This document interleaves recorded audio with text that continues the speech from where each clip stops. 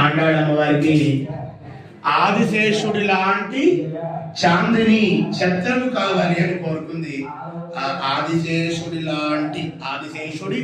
అవతారమైనటువంటి ఛత్రాన్ని సమర్పణ చేస్తుంది.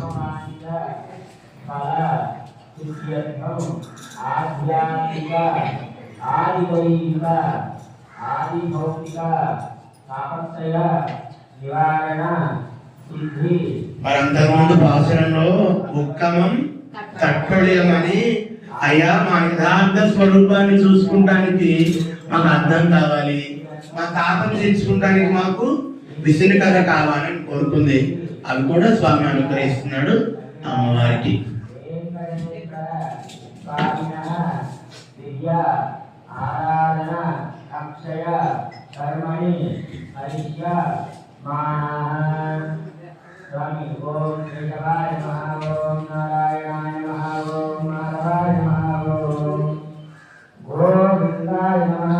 ఇలా అమ్మవారు స్వామి దగ్గర నుంచి వివిధమైనటువంటి వ్రత సంభారాలను పొందిందనమాట. దానికి గుర్తుగా మనం కూడా అమ్మవారికి ఆ వ్రత సంభారాలని సమర్పణ చేశాం. చూడండి ఎంత తెలివిగా చెప్పిందంటే అమ్మవారు తను అడగాలనుకున్నవన్నీ భగవంతుడి దగ్గర ఉన్నవే, కానీ వాటి లాంటివి అప్పుడు తను తింటావా అన్నా అనుకోండి, ఉంటే పెట్టండి, అది తినాలి ఉంది కానీ కడుపు వాళ్ళ మనసులో ఏమిటి అర్థం.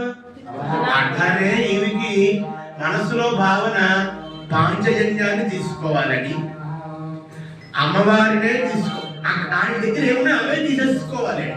ముందే దేవుని మాలే అంది.